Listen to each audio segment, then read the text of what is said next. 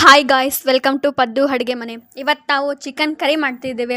ಅದಕ್ಕೆ ಬೇಕಾಗಿರೋ ಮಸಾಲ ಐಟಮ್ಸ್ ಇಲ್ಲಿದೆ ನೋಡಿ. ಉಳ್ಳಾಗಡ್ಡಿ, ಹಸಿ ಶುಂಠಿ, ಕೊತ್ತಂಬರಿ ಸೊಪ್ಪು, ಬೆಳ್ಳುಳ್ಳಿ, ಧನಿಯಾಕಾಳು, ಲವಂಗ, ಮೆಣಸು ಆ್ಯಂಡ್ ಚಿಕನ್ ರೆಡಿ ಇದೆ. ಇವಾಗ ನಾವು ಒಂದು ಬೌಲ್ಗೆ ಆಯಿಲ್ ಹಾಕಿ ಚಿಕನ್ ಸ್ವಲ್ಪ ಫ್ರೈ ಮಾಡಿಕೊಂಡು ಅದಕ್ಕೆ ಸ್ವಲ್ಪ ಅರಿಶಿನ, ಹಳ್ಳುಪ್ಪು ಹಾಕಿದರೆ ಸ್ವಲ್ಪ ಟೇಸ್ಟಿಯಾಗಿರುತ್ತೆ. ಅದನ್ನು ಚೆನ್ನಾಗಿ ಫ್ರೈ ಮಾಡಿಕೊಂಡು ಎಣ್ಣೆ ತೆಲಿದ ಮೇಲೆ ಸ್ವಲ್ಪ ಪೀಸಸ್ ಎಲ್ಲ ಬೆಂದ ಮೇಲೆ ಈಗ ಸ್ವಲ್ಪ ಲೋ ಫ್ಲೇಮಲ್ಲಿ ಮಿಕ್ಸ್ ಮಾಡ್ಕೋಬೇಕು.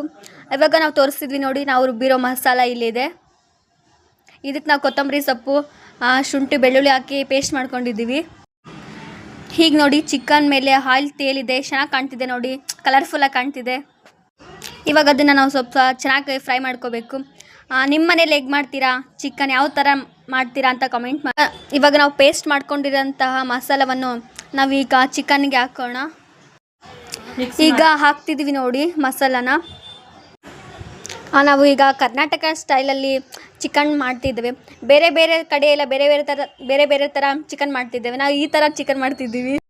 ಹಂಗೆ ಕಾಮೆಂಟ್ ಮಾಡಿ ನೀವು ಯಾವ ಥರ ಚಿಕನ್ ಮಾಡ್ತೀರಿ ಅಂತ.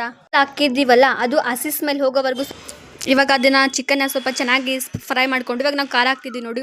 ಅಂದರೆ ನಮಗೆ ಎಷ್ಟು ಸ್ಪೈಸಿಯಾಗಿ ಬೇಕು ನಾವು ಆ ಥರ ಖಾರ ಹಾಕ್ತಿದ್ದೀವಿ. ಈಗ ಅಚ್ಕಾರದ ಪುಡಿ ಹಾಕಿದ್ಮೇಲೆ ಸ್ವಲ್ಪ ಚೆನ್ನಾಗಿ ಫ್ರೈ ಮಾಡಿಕೊಂಡು, ಹೊರಗಡೆ ಫುಡ್ ತಿನ್ನಬಾರ್ದು, ಯಾಕಂದರೆ ಜನರನ್ನ ಅಟ್ರ್ಯಾಕ್ಟ್ ಮಾಡೋಕ್ಕೆ ಟೇಸ್ಟಿ ಸಾಲ್ಟ್ ಆ್ಯಂಡ್ ಕಲರ್ ಹಾಕ್ತಾರೆ. ಇದು ಆರೋಗ್ಯಕ್ಕೆ ಒಳ್ಳೆಯದಲ್ಲ. ಈಗ ನೆಕ್ಸ್ಟ್ ನಾವು ಫ್ರೈ ಮಾಡ್ಕೊಂಡಿರೋಂತಹ ಚಿಕನ್ಗೆ ನಾವು ಸ್ವಲ್ಪ ವಾಟರ್ ಹಾಕಿದ್ದೇವೆ ಆ್ಯಂಡ್ ಇವಾಗ ಫ್ರೈ ಮಾಡ್ಕೊತಿದ್ದೀವಿ ಅದನ್ನು ಸ್ವಲ್ಪ. ಈಗ ಹೇಗಾಗಿದೆ ಅಂತ ನೋಡೋಣ. ಚಿಕನ್ನ ನೋಡಿ ಎಷ್ಟು ಚೆನ್ನಾಗಿ ಕುದೀತಿದೆ, ಆಯಿಲೆಲ್ಲ ಮೇಲ್ಗಡೆ ತೇಲಿದೆ.